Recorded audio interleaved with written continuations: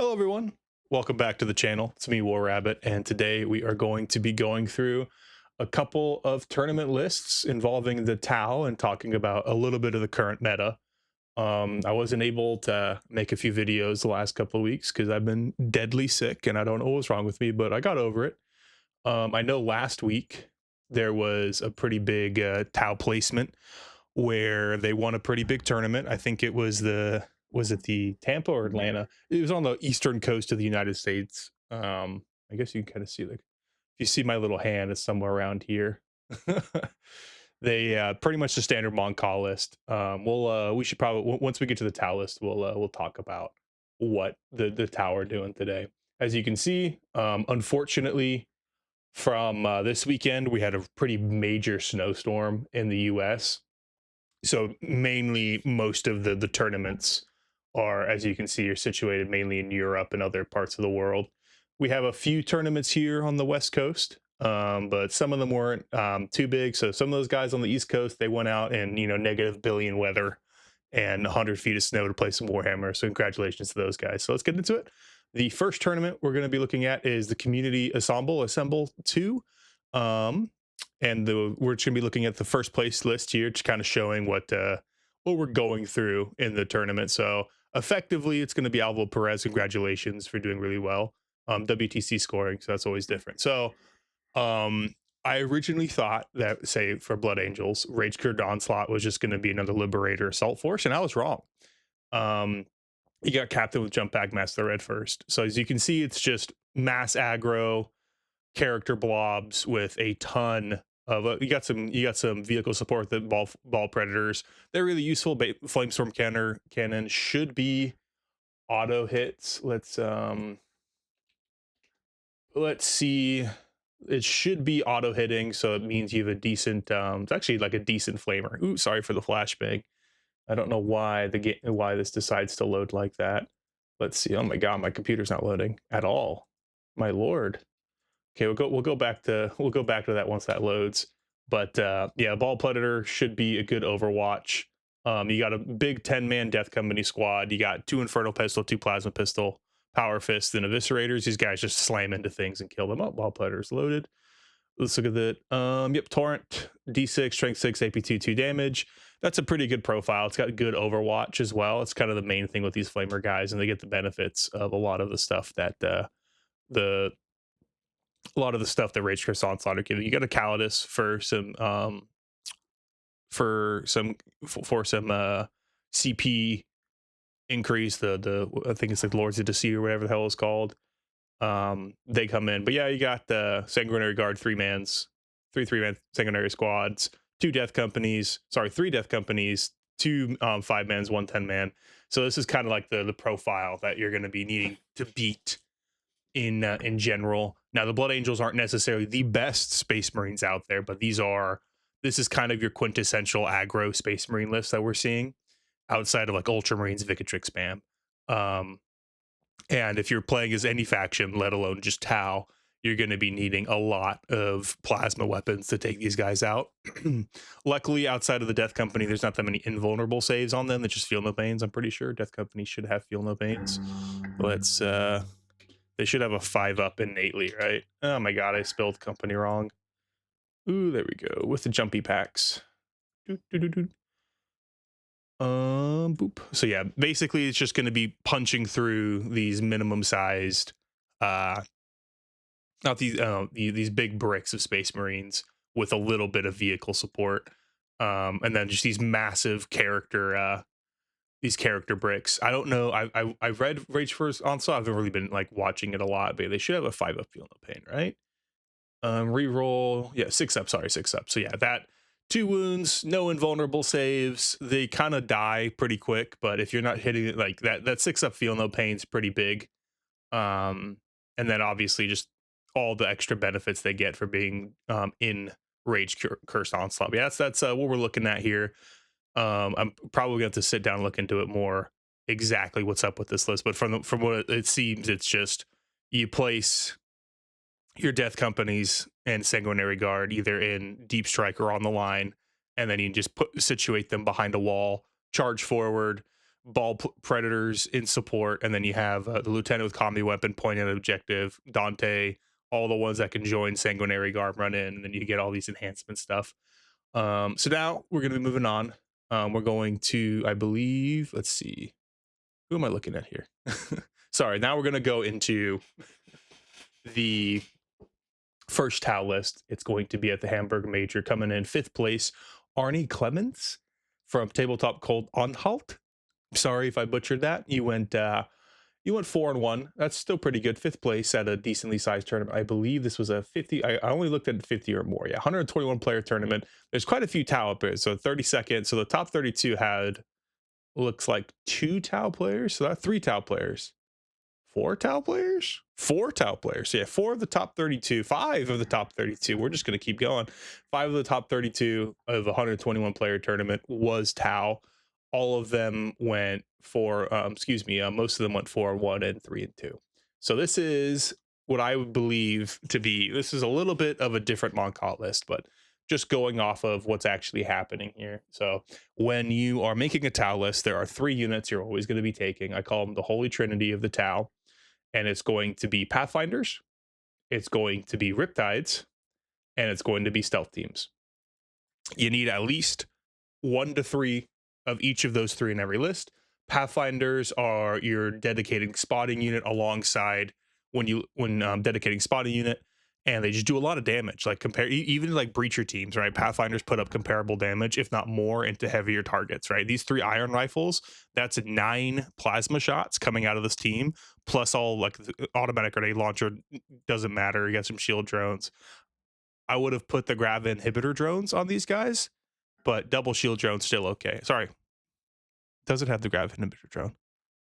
Recon drone. So yeah, so they should have 3 and then 1 grab, and you get 2 shield drones. Holy, you get 3 drones in total on these guys. So these are all infiltrate too. None of the grav inhibitor. Sorry, I got lost in the sauce here. But normally you'd have a gun drone, so you can always spot. But you are in Montcalm, so it's not necessary in this regard. But yeah, so you take the Pathfinders. The Pathfinders are the core frontline unit for the Tau at the moment. You scout them along the flanks and in the center, or infiltrate with the recon drone and then scout back, or scout forward. And kind of, if you get first turn, you scout forward, and if you get second turn, if you go second, so if you feel like you're going to go first or you're not comfortable, and if you don't go excuse me, let me rephrase that. If you are okay with, if you think you're going to roll high and go first, and you gamble on that, you scout forward. If you are kind of a little worried, like, hey, they have a lot of like death company that are like first turn, just eat my Pathfinders, it's gonna be a problem, so I'm gonna scout them backwards. The infiltrate was really there to stop their infiltrators, and because you have 3 of these guys infiltrating plus 1 to 2 stealth teams, you have a ton of infiltrate, not even like including the crew, and they just take that mid board, and you're going to see a lot of mid board movement in the Tau Montcalm lists, especially if you have like ghost keels. Like ghost keels automatically, like if you put a ghost keel, because they have, I believe ghost keel should have infiltrate, or they have scout. I always forget. Like I'm like, I know Tau. It's like, oh yeah, does ghost keel have scout? It's like, I'm pretty sure they have infiltrate. Yeah, infiltrators.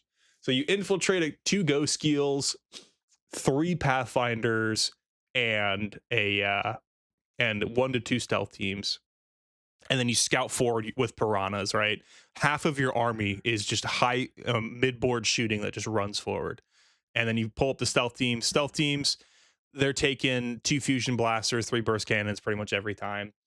The reason you take that is just because, mid-link shooting, you might, like, if they get close enough that the fusion blasters matter, you might pick off a Victrix squad, right? Like a stealth team for 110 points in 1 round of shooting statistically kills 1 Victrix. So that's kind of important, but obviously stealth battlesuits are our most important thing. They got nerfed pretty hard going to 5-mans. That is a 50-point increase. So effectively, if you take 2 of these, excuse me, not 50-point, they 30-point increase. They used to be 60, they were 80 before they went to 5s. Is effectively a 60-point increase. So you lose some stuff. You lose a piranha if you take 2 of them effectively. Stealth suits, when I did my tier list, I didn't really like them too much. I still don't necessarily want them, but like they're so important to Tau doing damage that you have to take them.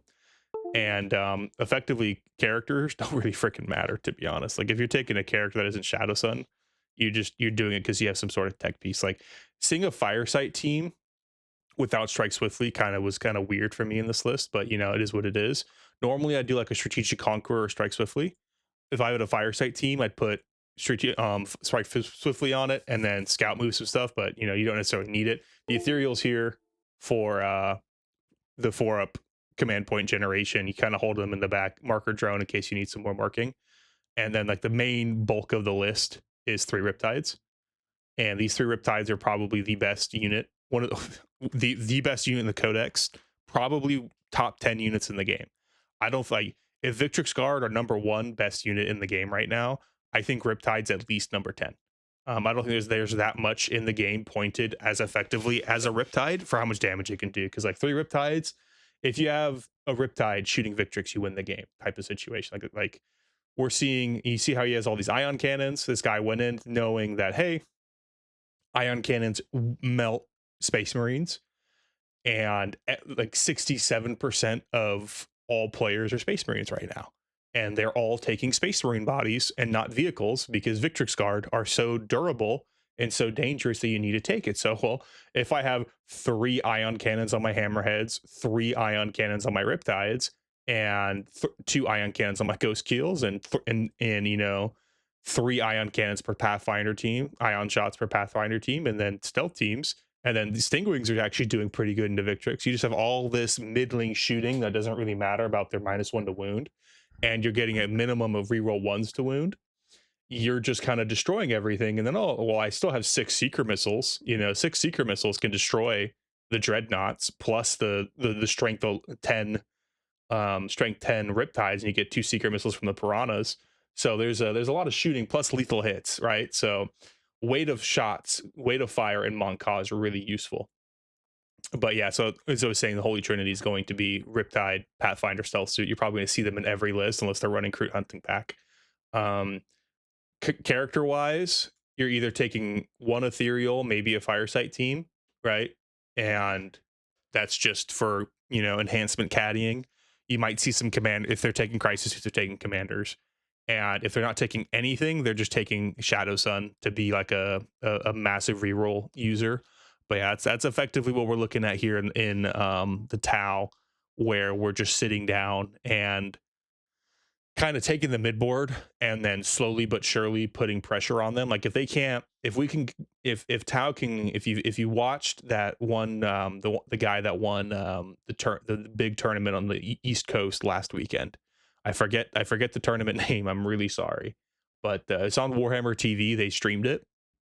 It was against Leagues of Votann and Tau Empire. The Votann was kind of this MSU Steeljack list against the Tau.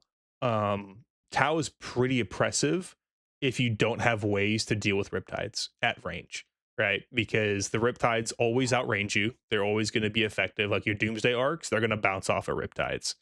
Catan, you're just going to shoot him with Riptides. Mind you, the Catan will kill Riptides. Like if a Catan touches a Riptide, it's over for the Riptide. But if 3 Riptides shoot a Nightbringer, the Nightbringer dies.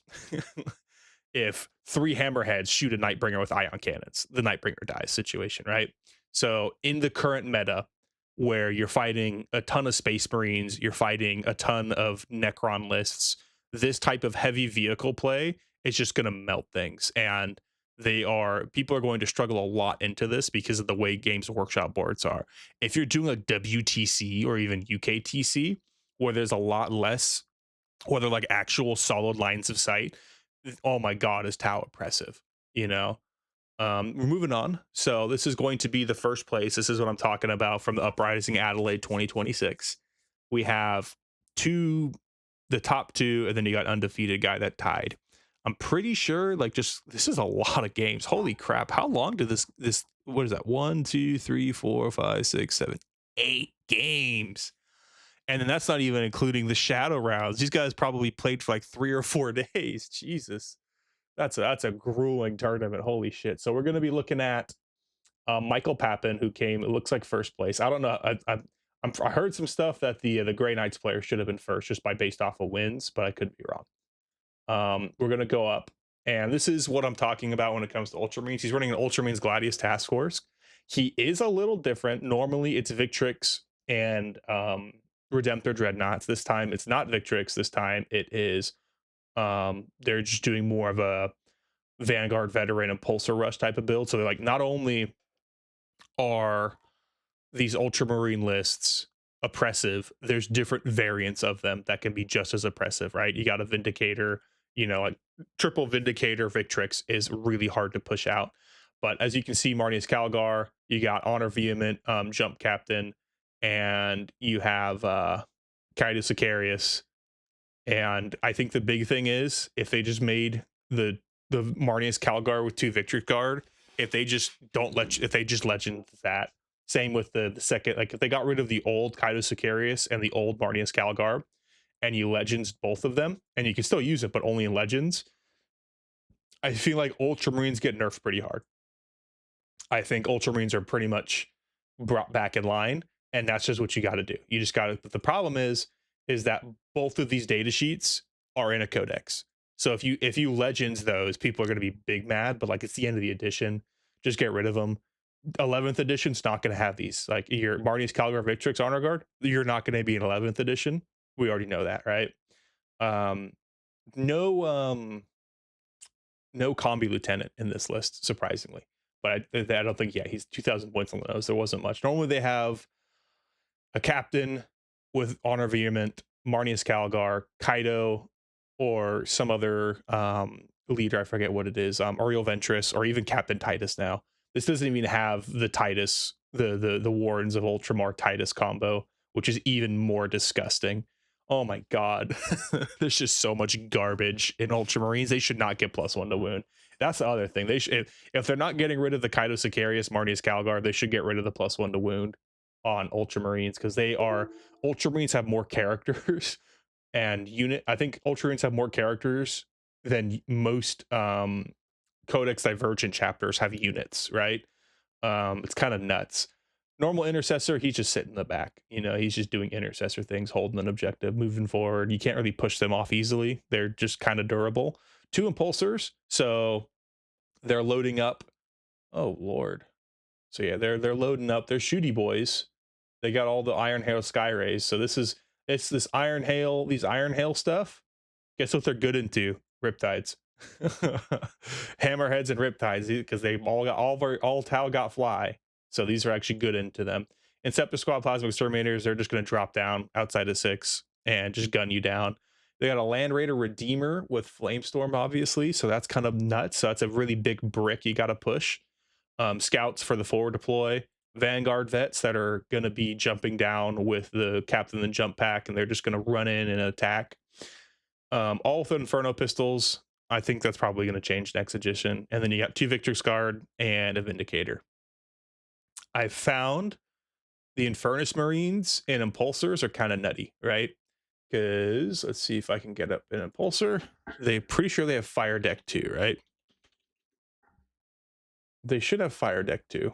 Sorry about the flashbang. I don't know why they do this, like why it flashbangs like this when you're loading things up here. But yeah, I'm pretty sure they have Firing Deck 2, right? Oh, 6? Oh. Yeah, no, okay, my bad, guys. I apologize. Yeah, that's disgusting. The reason it's disgusting because you effectively have an impulsor with all of this shooting, right? With all of this extra shooting, boys, with the anti-fi 4+ on the Iron Hail Sky Talon array. So this is just like, oh yeah, you auto wound everything on a 4+. My god. And you're getting command points, and then you just have a flamer box, like getting 6, I believe. Oh god, aren't Infernus Marines strength 5 and Ferris is the wrong one? Oh my god, I fat fingered. Aren't Infernus Marines strength 5 flamers? Right, they're strength 5 flamers, so you got D6 plus whatever, and you throw Victrix in the Land Raider Redeemer with Marnius Calgar, and you can't really break them, and then you could throw, like, I don't know, I don't know what you use the second. Are you throwing? I guess you throw the intercessors in the freaking second impulsor or something, and then you just walk the board up with like Marnius or something. Let's see, strength 5. Oh, yep, strength 5 AP1 flamers at 12 inches. Jesus Christ. And you just overwatch. Yeah, that's nuts. This is a brutal list. And then you still got that backline harassment with the Vanguard. This is such a mean list. Oh my god. Can't Land Raider Redeemers, can't they fit? Can't they fit all of the Victrix? Isn't like a thing with the Land Raider Redeemers? They can fit everything, can't they? Sorry, I'm just cleaning out that. Aren't they 14? Yeah. No. Okay. If you only took Kaido Sicarius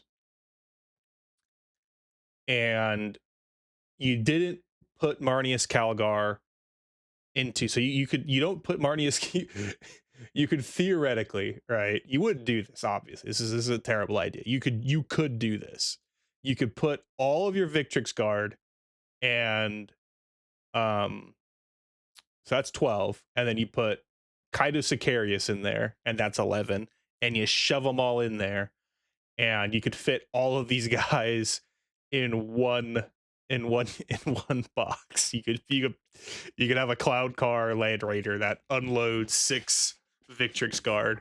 I don't know how good that would be. I don't even know how you do this with you put one Infernus in the Impulsor.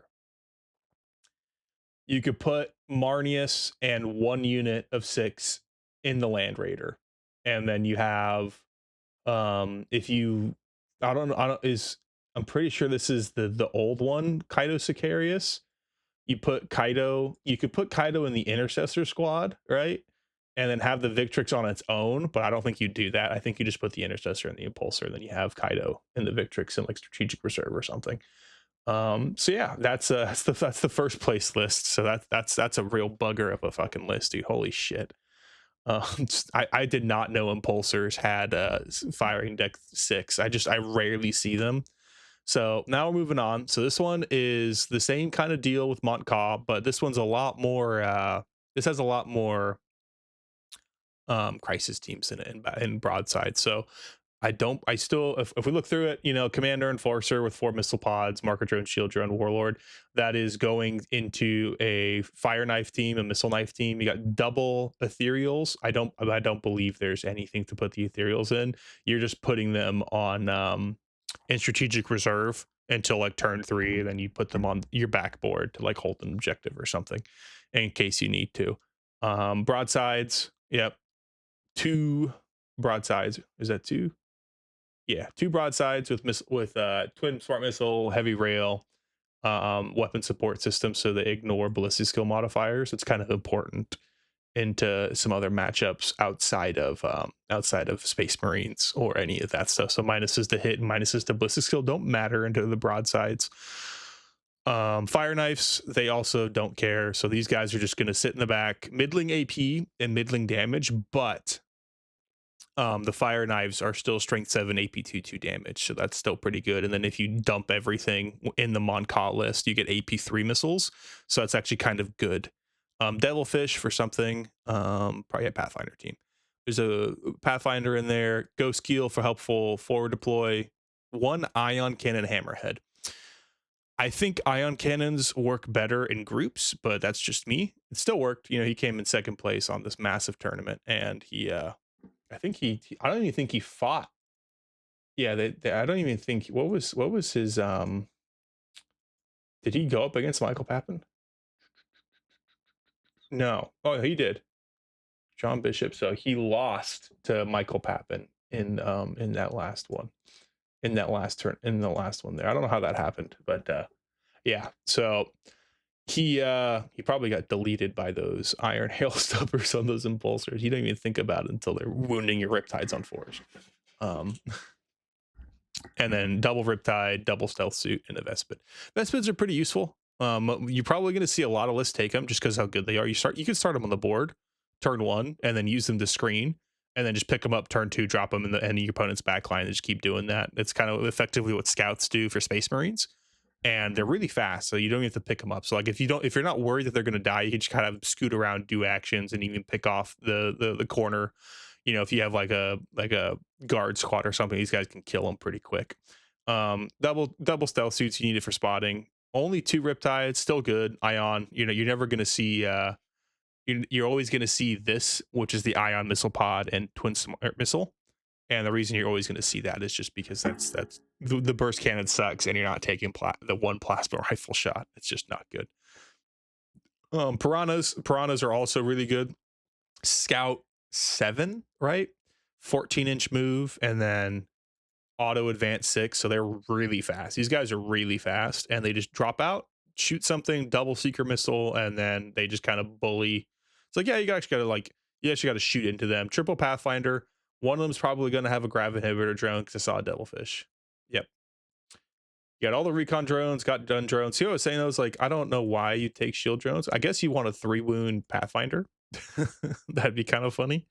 But definitely recon drone and 2 gun drones just for more shooting is always effective, because that just makes you. And then you got crew carnivore in the backfield. This is a pretty devious list. I've been seeing a lot more just single or double ghost kills, just because they're really good at fending off midboard threats. And in the infiltrator wars, where if you infiltrate your ghost kill and your 2 pathfinders and then drop in your stealth suits after, because like you're most likely, from what I've been seeing, Tau are going to outnumber pretty much everyone's infiltrators, just because of the nature of pathfinders, right? And having all of your, basically having 3 pathfinder teams conga lined out turn 1 with a ghost kill, and then two stealth teams, or 1 to 2 stealth teams conga lined out. You're basically going to force your opponent might be able to force you back 9, right, from their board, from like 1 or 2 infiltrators. Like Space Marines will have like 1 infiltrating unit, which tends to be their scout squad. And if you push that back, and you like, if you get the first deployment, you can basically push them all the way back into on their starting line, and that is really bad for them, because they want to be in that midboard quick, and pathfinders are a nice road bump, and you do a lot of damage on them. So yeah, definitely think, because like what you're doing is that you're putting the Riptides on the wings. Normally if you have a 3rd Riptide, it'll be in the center. Your piranhas just shoot up straight up the center. You have 1 stealth team on your basically left and right side of the board, and you're going to have them basically work in concert with the Riptides.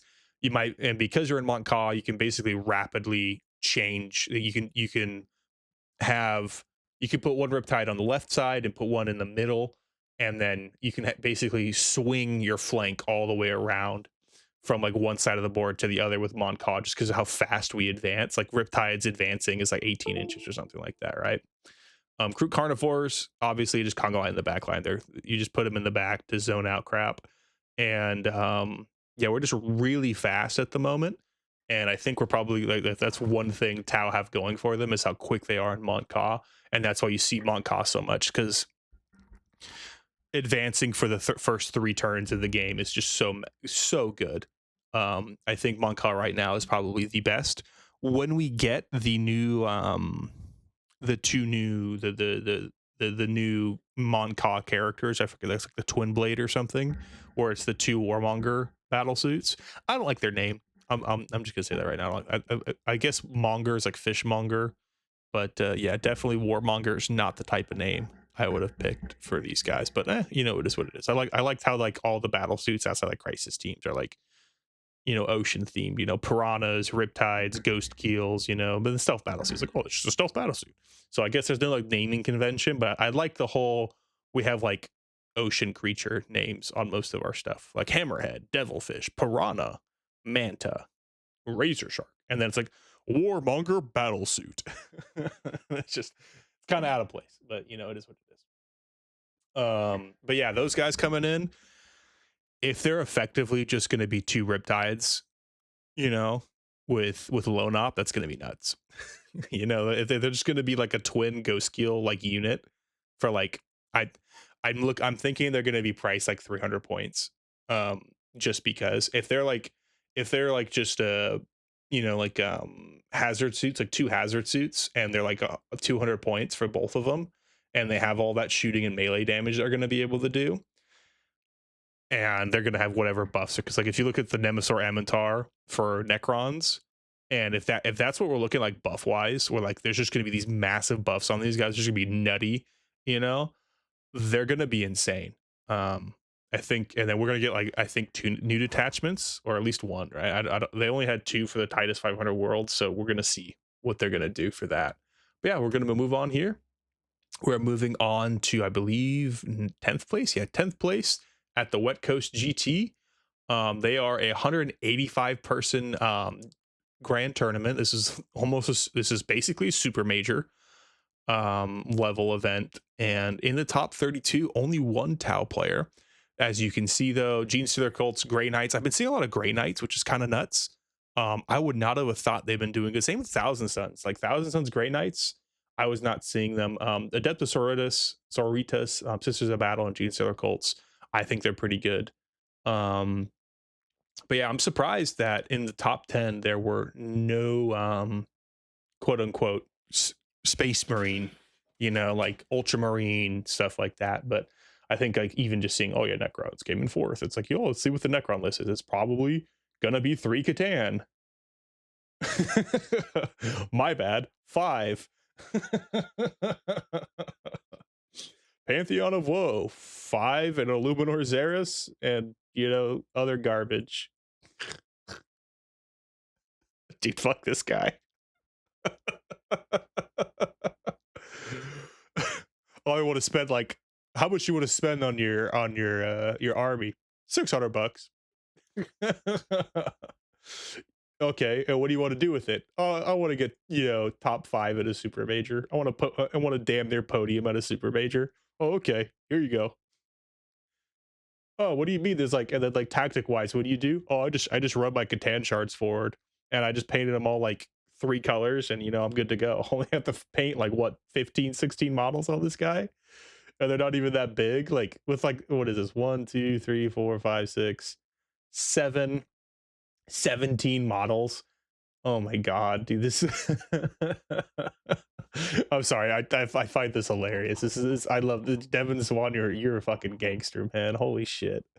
Let's see what Ethan, the other Necron. I'm just doing this now because I'm looking at their list. It's like, okay, Awakened Dynasty. This is completely different from what you normally see. I think it's Star Shadow Arsenal and Pantheon of Woe. This is kind of fun. Oh, you got little Lich Guard guys. That's neat. Little jump pack boys. I haven't seen those in a while. Like, but yeah, so we're going on to 10th place. This is going to be somewhat different from Donald Plummer. He's going to be a Ret Cadre. So if you don't know, pretty much every Tau detachment other than Auxiliary Cadre and Experimental Weapons Cadre is going to see play, right? Ret Cadre is just good. I think it's just a good middle ground between Cao Yun and Monka, where you have the speedy movement that Monka has with the extra damage Cao Yun can get, but it's locked into battle suits. So if in our supplement, where for the 500 worlds, like, you know, the end campaign supplement for 10th edition, we get 2 new detachments that are like heavily vehicle focused, and then not just crisis focused, it's going to be pretty fun. So as you can see, we're gonna have 1 enforcer battlesuit in a Ret Cadre list. That's kind of nuts. Starflare ignition system, that's uppy downy. He is running triple missile pod and a cyclic. Cyclic is just better than a missile pod, so you know it is what it is. 18-inch range though, except for like the 36 on the missile pod. So you're uppy downy, so you're deep striking anyway, so you're always going to be in range of that cyclic. 1 shield drone, marker drone on the captain, so that you're going to be able to always spot, so that even if, say, you lose your 3 fire knives, you're still going to be able to shoot and guide with the enforcer. Ethereal, he's just there to sit on your backfield and do nothing. You put him into strategic reserve, and you just roll 4+ at the start of every turn, because his command point generation lets him roll a 4+. I would have liked to have seen them let him join, let Ethereals join crisis teams, and if they join crisis teams, they get deep strike or something, because I think that'd be kind of cool, right? Getting a 5+ feel no pain on your crisis teams would be pretty nice. Broadsides, you're gonna have 4 broadsides, all of them heavy rare rifles. So they're going to be shooting a 2-man and 2 1-mans. I think think of them as slower slower AdMech Sidonian Dragoons, the laser chickens from AdMech. Think of them like that. They're going to be, you just put them on your flanks, get long lines of sight, and just shoot into something, and they just kill it. Right, like two broadsides shooting into pretty much, realistically 4 broadsides, but two broadsides and Ret Cadre shooting into any vehicle with heavy rails is going to either chunk it or kill it. Especially like 4 broadsides shooting into like a Catan shard will drop a Catan shard pretty quick. Especially if you put the sustained one or whatever you can get on the command point stuff. Fire knives that you're putting your commander in. Star sights on their own, I like. Star sights are just really good into that mid-board threat, and you need that kind of like horde clear. Pretty light on the actual crisis and a retaliation cadre, which I kind of like. Retaliation cadre buffs all battlesuit keywords, not just crisis teams. So getting you get that extra strength on star sights. I tend to put Farsight into these guys in a Ret Cadre list, but you know, Farsight's expensive. He is expensive. But he in a Farsight in a Fire Knife team in Ret Cadre, he's kind of nuts. Sorry, not the Fire Knife. Ghost Keel, just your forward deploy. You need more forward deploy. I think if you're a Tau and you don't have at least 4 units infiltrating, you're kind of going to lose, because you need to force the opponent back into their home court. If you don't do it, you just kind of lose. From what I've been saying, at least get them to not be in the midfield, because the second you get cracked open, like, because like the whole point is that you're screening out. They're pretty much never going to be able to deep strike on your home objectives if you have enough backline defense.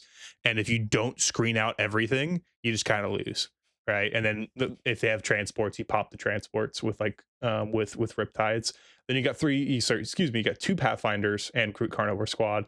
Crew Carnivores, they're going to hold your backline objective. They're probably going to take them. Same thing with Vespid. There's probably a Vespid in this list.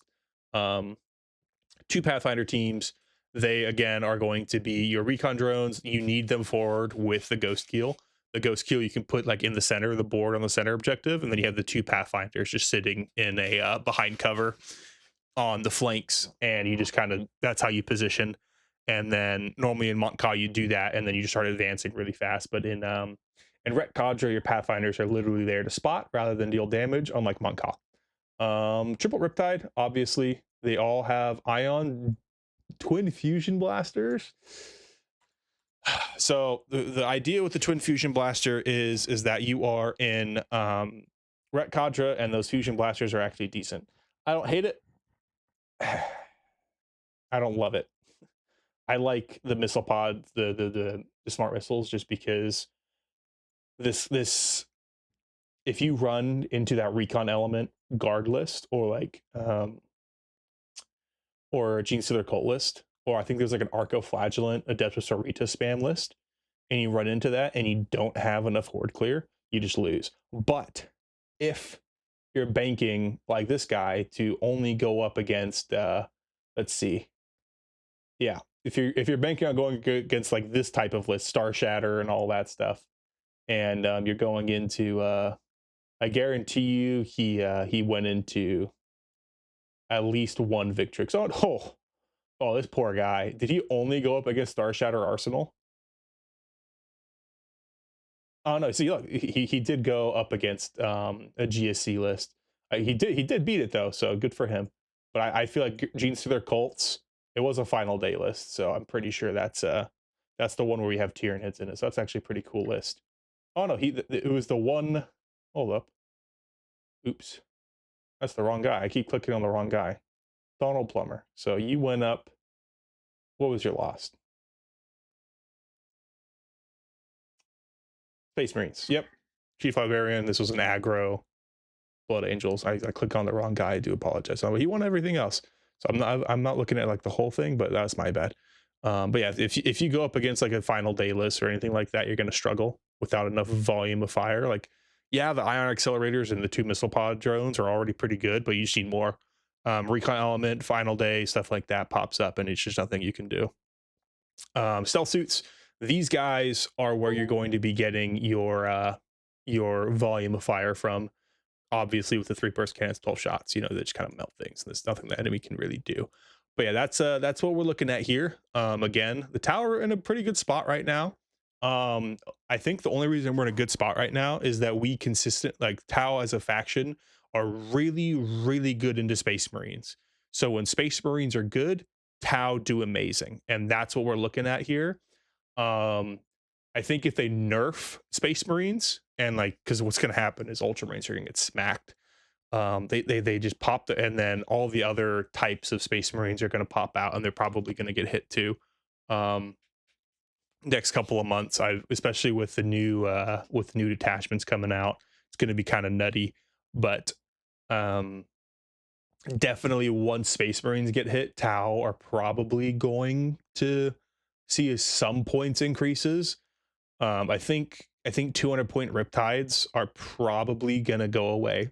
Similar to I think the what was it 190? Were they 195 or 190 Riptides prior to the 200 point?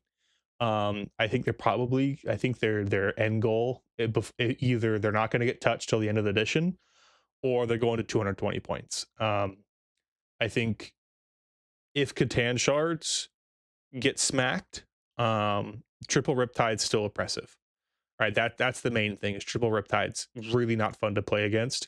If you've ever played as a Tau player, you know how bad it is when your opponent doesn't have enough shooting to take care of your Riptides for the opponent, right? Because they're never going to be able to touch the Riptides unless you let them. And the only way for them to actually hit them is to have enough anti-tank shooting to take out a Riptide. And that 4-up invuln is busted on a Riptide. A 2-up, 4-up, I think on a T9 body, you're like, oh, well, you get wounded all the time. And it's like, yeah, I don't really care because I outrange your anti-tank. Because, you know, there's your anti-tank's only like 36 inches. My Riptide can shoot outside that. And I can always hit you and you can't hit me. And if you don't kill my Riptide and you step out of line, I'm going to have 3 Riptides and 4 broadsides shooting you.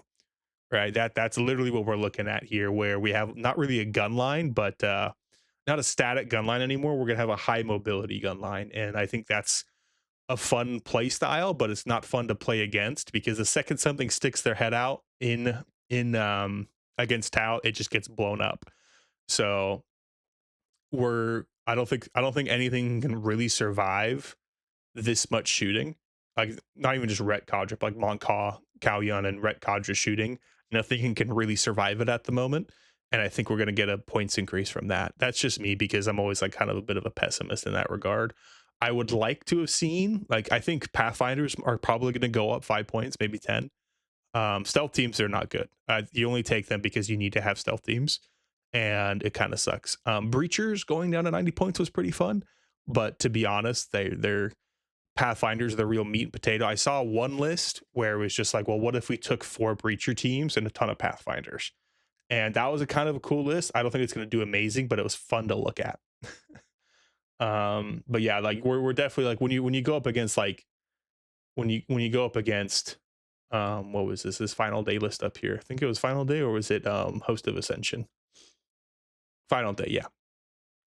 You're getting these final day lists with all of this, and like what's going to be able to kill um Riptides this much shooting. Like I think it's like 9 las cannons or something, and then you have all of this. Like you got really insane anti-tank in the Raveners, and you got gargoyles to run up. Like you're gonna struggle into killing these things. Like, oh, you killed my Death Leaper. Okay, you're in the middle of the open because you shot my Death Leaper, and I got all this Goliath Rock Grinders and Achilles Rich Runners. So it's they're gonna be, it's a very interesting situation to be looking at. And then you go over like the Grey Knights and like, oh yeah, well, like Riptides into Grey Knights is pretty good. And then you got all these Brotherhood librarians being jumped into freaking, oh my god, these are some fun lists. And you got all these, like, this is the type of stuff that can weather the storm. I think Games Workshop's gonna look at a Nemesis Dread Knight, not a Grandmaster, right? Grandmasters or more, right? Yeah, Grandmaster is 225. I think they're like, okay, what does a Nemesis Dread Knight do, right, comparatively to a Riptide? And they're gonna be like, less Riptide 210, right? That's what's gonna happen, right? and I think we're going to be looking at that coming soon. But yeah, I think that's all for today. We're going through a couple of lists.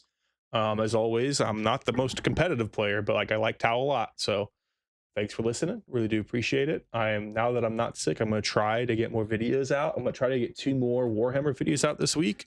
Yeah, I'll look forward to it if you like that type of content. It's not necessarily going to be competitive content, but just generalized Warhammer content, maybe even some mixed gaming, like video game content, stuff like that.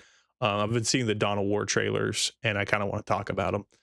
But yeah, I really do appreciate y'all for watching. If you made it this far in the video, I'd really hope you hit that like button. It helps me out a lot. And if you want to see more of my content, please do subscribe.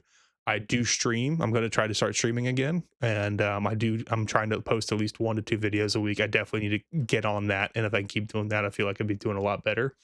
And if you have any comments, maybe I talked about a list and you know more about it than me, leave it in the comment section. Helps me out a lot. Maybe I misspoke and you want to correct me, just leave that down there. It helps me a lot. As always, thank you all very much for watching. Have a great day.